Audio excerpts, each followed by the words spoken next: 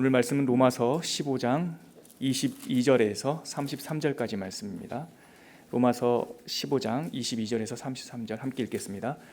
그러므로 또한 내가 너희에게 가려 하던 것이 여러 번 막혔더니 이제는 이 지방에 일할 곳이 없고 또 여러 해 전부터 언제든지 서반하러 갈 때에 너희에게 가기를 바라고 있었으니 이는 지나가는 길에 너희를 보고 먼저 너희와 사귐으로 얼마간 기쁨을 가진 후에 너희가 그리로 보내주기를 바람이라. 그러나 이제는 내가 성도를 섬기는 일로 예루살렘에 가노니 이는 마게도냐와 아가야 사람들이 예루살렘 성도 중 가난한 자들을 위하여 기쁘게 얼마를 연보하였음이라. 저희가 기뻐서 하였거니와 또한 저희는 그들에게 빚진 자니 만일 이방인들이 그들의 영적인 것을 나눠 가졌으면 육적인 것으로 그들을 섬기는 것이 마땅하니라. 그러므로 내가 이 일을 마치고 이 열매를 그들에게 확증한 후에 너희에게 들렸다가 서반하러 가리라. 내가 너희에게 나아갈 때에 그리스도의 충만한 복을 가지고 갈 줄을 아노라. 형제들아, 내가 우리 주 예수 그리스도와 성령의 사랑으로 말미암아 너희를 권하노니 너희 기도에 나와 힘을 같이하여 나를 위하여 하나님께 빌어 나로 유대에서 순종하지 아니하는 자들로부터 건짐을 받게 하고 또 예루살렘에 대하여 내가 섬기는 일을 성도들이 받을 만하게 하고 나로 하나님의 뜻을 따라 기쁨으로 너희에게 나아가 너희와 함께 편히 쉬게 하라. 평강의 하나님께서 너희 모든 사람과 함께 계실지어다. 아멘. 로마서를 정리하면서 바울이 좀 개인적인 이야기를 지금 하고 있습니다. 그런데 오늘 단락의 내용을 좀 주목해서 주의해서 읽어보면 오늘 단락은 크게 세 마디로 구성되어 있음을 알 수 있습니다. 하나는 고린도에서 지금 로마서를 지금 고린도에서 쓰고 있거든요. 고린도에서 로마서를 쓰고 있는 바울이 과거 여러 차례 로마에 가려고 하는 계획을 세웠지만 여러 번 길이 막혔다라는 이야기를 전해주고 있고요. 이어서 두 번째 단락에서는 하지만 이제는 로마가 아니라 내가 예루살렘에 갈 일이 생겼다라는 이야기를 하고 있고, 마지막으로 그 예루살렘에 들린 후에 바울과 바울 자신이 로마로 갈 계획을 갖고 있는데 여러분들께서 나를 위하여 중보의 기도를 해달라, 이런 내용의 구성을 가지고 있습니다. 얼핏 보면은 소소한 이야기의 연속처럼 보이죠. 그런데 저는 이 부분을 묵상하다가 각각 동떨어져 보이는 이 세 가지 이야기 속에 하나의 공통적인 키워드가 있는 것 같다라는 생각을 하게 됐습니다. 바로 동참이라는 주제입니다. 그러면 여러분 한번 본문을 살펴볼까요? 먼저 첫 번째 단락은 22절부터 24절까지 말씀입니다. 함께 읽겠습니다. 그러므로 또한 내가 너희에게 가려 했던 것이 여러 번 막혔더니 이제는 이 지방에 일할 곳이 없고 또 여러 해 전부터 언제든지 서반하러 갈 때에 너희에게 가기를 바라고 있었으니 이는 지나가는 길에 너희를 보고 먼저 너희와 사귐으로 얼마간 기쁨을 가진 후에 너희가 그리로 보내주기를 바람이라. 내용상 동참이라는 단어라든가 그 의미를 찾기가 좀 쉽지 않아 보이죠. 그런데 분명히 이 내용, 이 단락에는 동참의 주제를 담고 있는 메시지가 있습니다. 하나님의 뜻에 동참하고 있습니다. 바울은 계획을 세웠습니다. 로마에 가고 싶다. 이방인의 사도로 부름받은 이 바울은 제국의 심장이라고 할 수 있는 로마에까지 이르러서 복음을 전하는 것은 어쩌면 당연한 열망이었겠죠. 그런데 거기서 또 마치지 않고 우리 주님께서 땅 끝까지 이르러 내 증인이 되리라 하셨던 그 말씀이 있었기에 그 당시에 땅 끝이라고 생각했던 그 서바나, 요즘으로 말하면 이제 스페인입니다. 스페인까지 가서 복음을 전해야지라고 하는 이 원대한 사실, 장기 계획을 갖고 있었습니다. 하지만 복음을 전하고자 하는 바울의 순수한 열정에도 불구하고 로마로 가는 길이 좀처럼 열리지 않았습니다. 여러 번 길이 막혔다라고 말합니다. 우리도 살다 보면 이러한 비슷한 경험을 하게 되죠. 당위성도 있고 열정도 있고 우리 인생의 계획이 철저하게 꼼꼼하게 세워진 것 같은데 길이 막힐 때가 있습니다. 계획했던 일들이 다 중지된 것 같은 시간을 맞이할 때가 있습니다. 그럴 때 우리는 어떻게 해야 됩니까? 우리는 우리의 힘으로 풀어보려고 애를 쓰지만 해결이 안 될 때가 많고 그럴 때 사람들은 절망하게 됩니다. 이거 당연히 해야 될 것 같은데, 내가 이것을 하려고 하는 계획은 욕심 같지 않은데 이 정도는 해야 되지 않나 라는 생각이 있었는데 그것이 자꾸 막히면요, 그 길이 열리지 않으면요, 한두 번은 그래도 괜찮은데 여러 차례 시도했는데 계속 길이 막히면 우리는 그 자리에서 절망하게 되는 경우가 많이 있습니다. 그런 면에서 바로 이 본문 우리가 읽었던 22절에서 24절 요 단락은 우리에게 간접적인 해답을 주는 본문이라고 생각합니다. 인생의 길이 막힐 때, 좀처럼 길이 열리지 않을 때 우리는 어떻게 해야 하느냐? 자, 여러분, 우리는 우리의 계획과 하나님의 뜻이 다를 수 있다라는 것을 명심해야 합니다. 우리는 하나님을 믿지요. 하나님의 백성 되었습니다. 하지만 우리가 생각하는 것이 하나님의 뜻과 항상 일치한다고 생각하는 것은 교만입니다. 바울은 복음 증거를 위한 강한 의지도 있었고 열심으로 막 달려갔던 거예요. 보통은 열정이 강한 만큼 가고자 하는 길이 막혔을 때 실망도 더 크죠. 그런데 하나님의 일을 열심히 하면 하나님이 밀어주실 것이다, 우리가 보통 생각하는 거 아닙니까? 우리가 하나님의 일을 열심히 하면 하나님께서 우리의 힘이 돼주시겠지. 근데 사실 그렇지 않습니다. 우리가 하나님의 좋은 뜻을 쫓아가려고 해도 그 때는 우리의 권한이 아니라는 겁니다.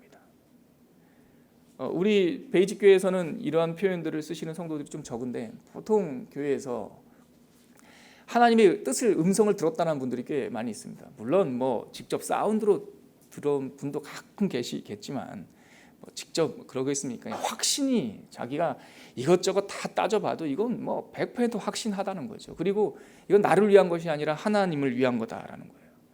그러나서 막 불도저처럼 밀어붙이는 사람들이 있어요. 위태위태하죠. 뭐를 놓친 겁니까? 자기가 세운 그 뜻, 자기가 확신에 찬 그 사명이 자기의 시간 안에 해결하려고 하는 자기의 열심이 하나님의 그 뜻을 주신 하나님을 등 뒤에 놓고 먼저 달려가고 있는 거예요. 그랬을 때 하나님께서는 자주 뒤에서 그냥 멈춰 서시는 경우들이 있습니다. 요즘에 여러분들 아시지만 제가 5살 된 딸이 있지 않습니까? 요즘에 뭘 배우냐면 자전거를 배워요. 그래서 아빠 자전거 같이 타요. 저는 자전거가 없거든요. 그러니까 저는 걸어오라는 얘기입니다. 자기는 자전거 타고.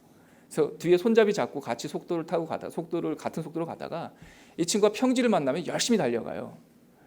그러면 아빠도 삐집니다. 제 저러다가 서은아 멈춰라, 그 방지턱에 걸리면 넘어지니까 멈춰라 하는데도 멈추지 않고 계속 가요. 그럼 제가 할 수 있는 가장 좋은 방법은 뭐냐면 가던 길을 멈춰 그 자리에 서 있는 겁니다. 그럼 서은이가 자기 힘대로 가는 것처럼 막 달려가다가 혼자 가는 것처럼 느껴지거든요. 그러다 뒤를 돌아보면 제가 뒤에 서 있어요. 그러면 아빠 하고 정말 자전거를 버려두고 저에게 다시 달려옵니다. 하나님께서는 우리에게 뜻을 주시고 우리가 그 일에 귀한 일꾼이 되기를 원하시지만, 하나님은 일의 성취를 목적으로 하시는 분이 아니라 우리와 동행하는 것을 목적으로 하시기 때문에 우리가 일에 집중해서 일만 보고 우리의 때에 전력 질주하면은 잠깐 멈추세요. 왜냐하면 하나님의 목적은 그 일의 성공이 아니라 하나님과 우리 사이의 교제이기 때문에 그렇습니다. 여러분, 하나님을 얻으면 다 얻으신 겁니다. 여러분의 계획대로 안 되더라도 하나님과 함께 있다는 마음을 깨닫게 되면 다 이룬 거예요. 지금 바울이 여러 번 계획을 세웠지만 길이 열리지 않았어요. 낙심하는 뉘앙스가 하나도 느껴지지 않아요. 계속 소망하고 있다는 거예요. 오늘 9절을 보면 22절에 한번 보세요. 제가 읽어드릴게요. 내가 너에게 가려던 것이 여러 번 막혔대요. 그런데 23절에 보면 언제든지 서바나로 갈 때에 너희에게 가기를 바라고, 여기는 과거형처럼 있었으니 이렇게 과거형처럼 느껴지는데, 이 23절의 정확한 뉘앙스는 이거예요.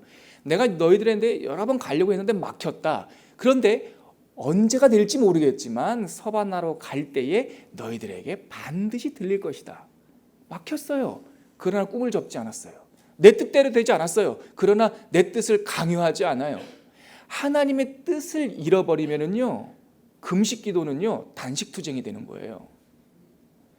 하나님의 뜻을 놓쳐버리면 철야기도 열심히 하면은요 철야 농성이 되는 거예요. 뭐가 중요해요? 뜻의 일치가 중요해요. 지금 이 단락에서 우리는 하나님의 뜻에 동참하는 바울의 기쁨을 만나게 되는 거죠. 두 번째 동참의 주제는요, 그 다음 절에 나오는 25절부터 29절에 있습니다. 같이 한번 읽을까요? 시작. 그러나 이제는 내가 성도를 섬기는 일로 예루살렘에 가노니 이는 마게도냐와 아가야 사람들이 예루살렘 성도 중 가난한 자들을 위하여 기쁘게 얼마를 연보하였습니다. 저희가 기뻐서 하였거니와 또한 저희는 그들에게 빚진 자니 만일 이방인들이 그들의 영적인 것을 나누어 가졌으면 육적인 것으로 그들을 섬기는 것이 마땅하니라. 그러므로 내가 이 일을 마치고 이 열매를 그들에게 확증한 후에 너에게 들렸다가 서바나로 가리라. 내가 너에게 나갈 때에 그리스도의 충만한 복을 가지고 갈 줄 아노라. 이어지는 이 25절에서 29절에 있는 이 단락에 나타나는 동참의 주제는요, 하나님의 일에 동참하는 기쁨이에요. 어떤 일입니까? 표면상으로는 구제. 예루살렘에 살았던 성도 중에 가난한 자를 돕기 위하여 이 마게도냐, 그리스 북부 지역입니다. 이 마게도냐와 아가야 지역에 살았던 성도들이 헌금을 했다는 겁니다. 그래서 내가 그 헌금을 가지고 예루살렘에 가겠다라는 거죠. 여러분 아시다시피 예루살렘은 바울에게 있어서 위험한 지역입니다. 바울은 유대인들 열심당원들에게는 지명수배자예요. 나중에 3차 전도여행을 마치고 예루살렘에 잠시 귀국할 때 그 많은 사람들이 못 가도록 말리잖아요. 왜냐하면 이 바울을 암살하기 위해서 작정한 열심당원들이 꽤 많았기 때문이죠. 그런데 자기의 안위를 뒤로 하고 하나님께서 이 마게도냐 지역에 있는 성도들이 예루살렘에 있는 가난한 성도를 위하여 연보한 것을 들고 직접 가고 있는 거죠. 그 당시에는 은행이 없으니까, 이체 안 되니까. 여러분 이 일이 바로 하나님의 일에 동참하는 거예요. 지금 바울은 구제 사역을 하고 있는 것이 아니라 하나님의 일을 하고 있어요. 표면적인 내용은 구제 사역이죠. 그런데 사도 바울은 뭐라고 말합니까? 이 일을 뭐라고 정의합니까? 25절에 보세요. 그러나 이제 내가 성도를 뭐 하는 일이라고 말합니까? 섬기는 일이다 이렇게 말해요. 이 섬기는 일이다라는 말이 디아코네오라는 말인데 이게 예수께서 40일 동안 시험을 받으시잖아요. 40일 금식 후에 3번의 시험을 받으시잖아요. 그래서 그 시험을 사탄의 시험을 다 물리치고 마태복음에 보면 천사들이 와서 수종들더라 그런 표현이 있죠. 그게 바로 디아코네오입니다. 천사들이 예수님을 이렇게 섬기는 거. 또 마태복음 8장에 보면 예수님께서 베드로의 집에 가서 장모의 병을 고칩니다. 그랬더니 치유받은 장모가 예수님을 수종들더라 이렇게 표현돼요. 그게 바로 디아코네오라고요. 그러니까 사도 바울은 돈을 갖고 그 펀딩을 가지고 이스라엘 사람들을 구제하기 위해서 가는 것이 아니라 그들을 섬기기 위해서 간다는 거예요. 이것은 하나님께서 우리를 섬겨주신 일, 또 우리가 천사들이 예수님을 섬기는 일, 그 일과 같은 성격의 일이라는 것이죠. 왜냐하면 하나님께서 우리들에게 가난한 자를 좀 도와라 라고 말씀하시는 것은 며칠 전에도 말씀 나눴지만 하나님이 못해서 안 하는 게 아니라고요. 하나님이 손이 짧아서 우리를 시키시는 게 아니라고요. 우리가 연약한 자를 돕는 일을 통하여 하나님께서는 우리가 누구를 닮길 원하신다라고 월요일날 묵상했습니까? 예수를 닮기 원한다라고 말씀을 하셨기 때문에 우리가 성도를 돌보는 일은 하나님의 일에 동참하는 일입니다. 그래서 잠언 19장 17절에는 아주 우리가 오해를 할까 봐 아주 명확하게 이렇게 선언하고 있어요. 잠언 19장 17절입니다. 가난한 자를 불쌍히 여기는 것은, 가난한 자를 돕는 것은 여호와께 꾸어드리는 것이니 그의 선행을 여호와께서 갚아주리라. 그냥 그대로 믿으시길 바랍니다, 여러분. 우리가 연약한 자를 돕는 것은 연약한 자에게 우리가 우리의 능력으로 이 은혜를 베푸는 시혜적 활동이 아니라는 거예요. 여러분 세상 사람들은 모르겠습니다. 그러나 그리스도인들은 누군가를 도와드릴 일이 생기면 그것을 마치 내 능력으로 내가 좀 적선해야지라는 마음으로 하시면 안 돼요. 그러면 땅에 쏟는 일이에요. 어떤 연약한 자가 내 마음에 울려져서 내가 좀 도와야겠다, 내 손길이 필요하구나라는 생각이 들었을 때 그 마음이 드는 순간 여러분들은 어떻게 기도해야 되냐면 나에게 아버지의 일을 보여주셔서 감사합니다. 아버지의 일이 내 마음에 울려서 감사합니다. 이게 바로 공명의 은혜예요. 공명의 은혜. 함께 울리는 거예요. 여러분 우리 현악기가 있지만 현악기 피아노라든가 튜닝할 때 조율할 때 쇠막대기 가지고 조율하는 거 아시죠? 솔 음을 맞춰야 돼요. 이 줄은 솔 음을 내야 돼요. 그러면 틀어졌다고요. 조율이 안 되면 솔 음이 나질 않아요. 그러면 조율사가 와가지고 솔 음으로 딱 맞춥니다. 그리고 솔 음이 나는 쇠막대기를 쳐요. 이 줄이 솔의 음을 낼 수 있는 것대로 튜닝이 됐으면 같이 갖다 대지 않았는데도 솔 음이 나는 쇠막대기가 옆에 있으면 어떻게 돼요? 함께 울리는 거예요. 이게 공명이에요. 우리가 어떤 사람인지를 드러내는 것은 우리가 어떤 일에 울리고 있느냐는 거예요. 우리의 마음이 어디에서 움직이고 있느냐는 거예요. 지난주에 우리 조 목사님이 은사 얘기하다가 은사대로 살아라 하면서 은사는 다양하다. 뭐 쓰레기 줍는 사람은 보이면 주스면 된다 했더니 그날 바로 건의를 받았다고 그러죠. 목사님, 쓰레기 줍는 게 은사인 사람이 어디 있어요? 조 목사님 말씀하셨더니 웃겼는데 제가 하니까 안 웃기네요. 그 얘기 듣다가 일리 있죠. 쓰레기 줍는 거 그거 뭐 재밌을 사람이 어디 있어요? 근데 쓰레기 줍는 거는 누가 하냐면요. 쓰레기 떨어진 것이 교회에 지저분하고 그래서 교회는 이러면 안 되지라는 마음이 울린 사람이 줍는 거예요. 가난한 사람을 돕는 거는요. 가난한 사람의 마음이 하나님 마음처럼 안타까운 마음이 울렸기 때문에 돕는 거예요. 왜 마게도냐 사람과 아가야 사람이 예루살렘에 있는 성도들에게 돕습니까? 당위적인 시혜적인 그런 활동이 아니라 하나님의 마음이 그들에게 울려졌기 때문에 연약한 가운데서도 마게도냐도 이게 사도행전을 보면 이 글라디우스 황제 때 일어났던 이 기근은 전 세계적 기근이었거든요. 예루살렘에만 기근이 있었던 게 아니에요. 다 가난했어요. 그런데 다시 그들이 기쁜 마음으로 자기의 떡 반절을 절반을 떼어서 도왔던 이유는 하나님의 사랑이 하나님의 일이 그들의 영혼에 울렸기에 움직이는 것이죠. 그런데 고린도후서 8장에 보면 이 내용이 이 구제했던 내용이 나와 있는데 오늘 본문에도 두 번 나오고요. 고린도후서 8장에도 나오는데 이들이 구제하는 이 일을 묘사하면서 기쁨으로 자원하여 기쁨으로라는 단어가 계속 반복돼요. 그러므로 하나님의 일에 동참하는 것은 수고로운 노동이 아니라 기쁨이라는 것을 여러분들 깨달으시길 바랍니다. 지금 두 번째 단락에서 하나님의 일에 동참하는 바울의 기쁨, 자기의 안위를 뒤로하고 그 하나님의 일에 참여하는 기쁨이 지금 이 구절에서 흘러 넘치고 있습니다. 마지막 세 번째 단락에서도 또 하나 동참의 주제가 나오는데요. 무엇인지 한번 읽어볼까요? 30절에서 33절입니다. 같이 읽겠습니다. 형제들아, 내가 우리 주 예수 그리스도와 성령의 사랑으로 말미암아 너희를 권하노니 너희 기도에 나와 힘을 같이하여 나를 위하여 하나님께 빌어 나로 유대에 순종하지 않은 자들로부터 건짐을 받게 하고 또 예루살렘에 대하여 내가 섬기는 일을 성도들이 받을 만하게 하고 나로 하나님의 뜻을 따라 기쁨으로 너희에게 나아가 너희와 함께 편히 쉬게 하라. 평강의 하나님께서 너희 모든 사람과 함께 계실지어다. 아멘. 이 세 번째 단락에서 동참하고 있는 건 뭡니까? 이 내용을 좀 파악하기 쉽죠. 중보기도입니다. 기도에 동참하라는 거예요.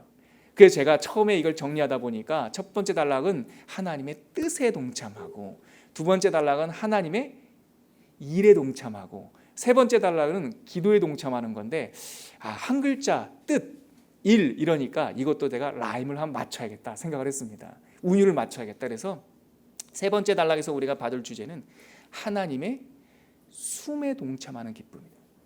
숨결. 기도가 뭐예요? 기도가 여러분들 하나님께 시위하는 게 아니에요. 주장하는 게 아니에요. 기도는 국정감사가 아닙니다. 하나님 당신 일을 좀 잘 못하고 있어요. 내가 생각하는 이게 좀 일이 바른 것 같으니까 당신 좀 동참하시죠. 국정감사 아니에요. 하나님은 하나님 일 잘하고 계세요. 걱정하지 마세요. 그럼 우리 기도는 뭐예요? 하나님이 깜빡했을까 봐 고자질하는 게 아니라 하나님이 하시고 계신 그 숨결에 이 호흡으로 함께 하는 거예요. 그러니까 우리가 베이직교회는 참 기도 많이 하는데 오늘도 기도회가 있고 오전에 또 금요일날도 기도회가 있고 여러분 기도의 첫 자리에서 가장 먼저 해야 되는 것은 숨 고르기예요. 아무리 화가 나는 일이 있고 아무리 답답한 일이 있어도 주님 저와 함께 하시는 줄 믿습니다. 당신의 숨결에 나의 생각과 나의 영혼이 조율되게 해주십시오. 이것의 모델은 우리 주 예수님이죠. 예수님께서 아까 말씀드렸던 40일 금식 이후에 광야 시험, 돌이 떡되게 해라, 떨어져 봐라, 너 인기 좀 얻을 거야, 나한테 절할래? 너 세계 좀 생길 거야. 이걸 예수님께서 다 말씀으로 물리치시죠. 뭘로 물리쳤다고요? 말씀으로 물리쳤다고요. 예수님의 40일 광야 시험의 승리는 바로 하나님의 숨결에 동참하는 훈련이었어요. 예수님께서 마지막 사역을 마칠 때 겟세마네 동산에서 기도하실 때 예수님도 살고 싶으셨다니까요.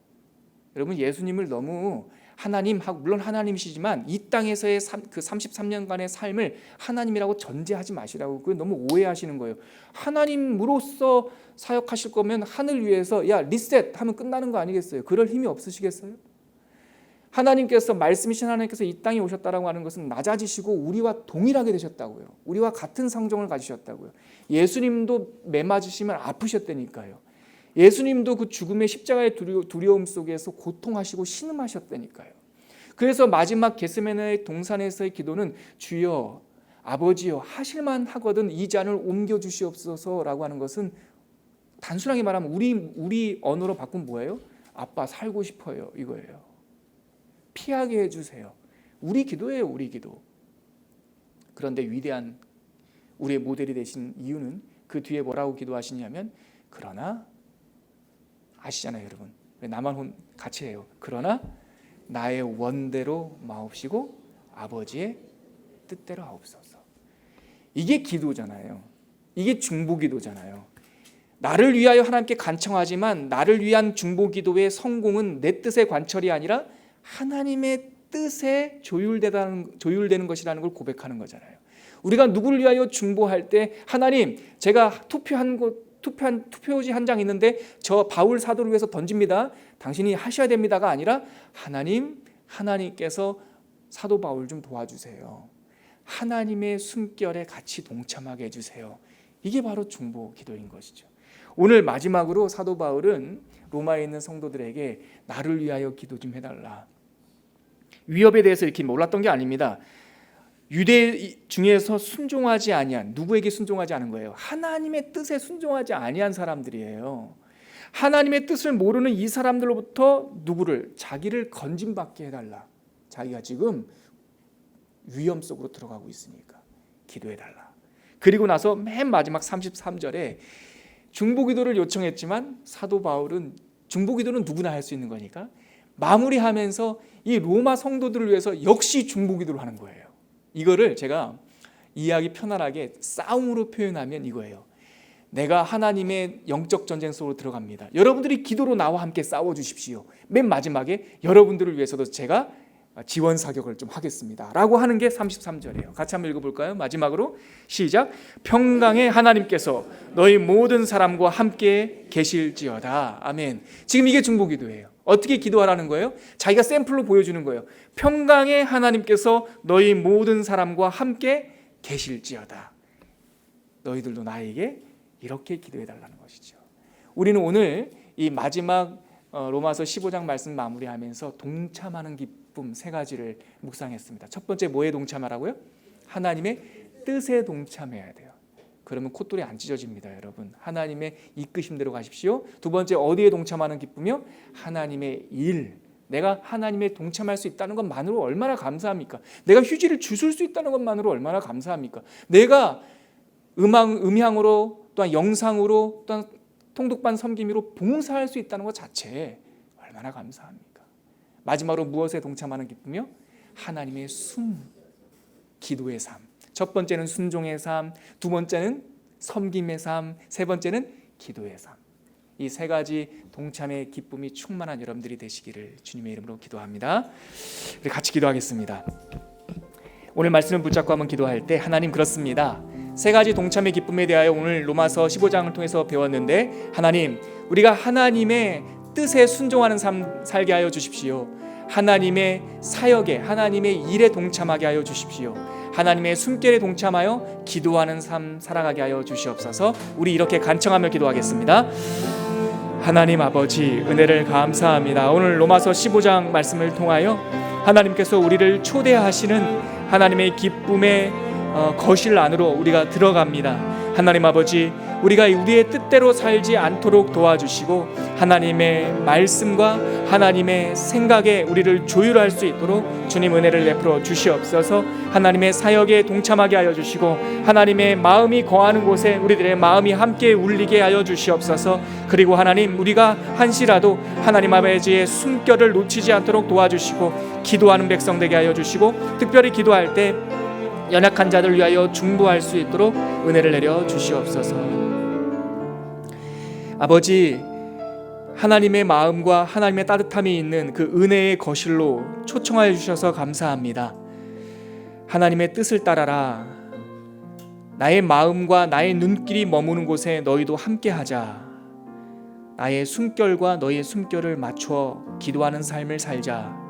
이 세 가지 초대에 반응하는 우리들이 되게 하여 주시고, 날마다 하나님의 뜻에 동참함으로 우리가 기쁨이 충만하게 하여 주시옵소서. 우리 주 하나님과 예수 그리스도의 평강이 우리들 가운데 충만하게 하여 주시옵소서. 이제는 우리 주 예수 그리스도의 은혜와 하나님의 끝이 없는 사랑과 성령 하나님의 깨닫게 하시고 넘치게 하신 그 소망의 은총이 오늘 로마서 15장 말씀을 마무리하면서 우리를 초대하시는 하나님의 부르심에 응답하여 순종하며 뜻을 맞추며 기도하며 살고자 결단하는 당신의 백성들 머리머리 위에 지금부터 영원토록 함께 하시길 간절히 축원하옵나이다. 아멘.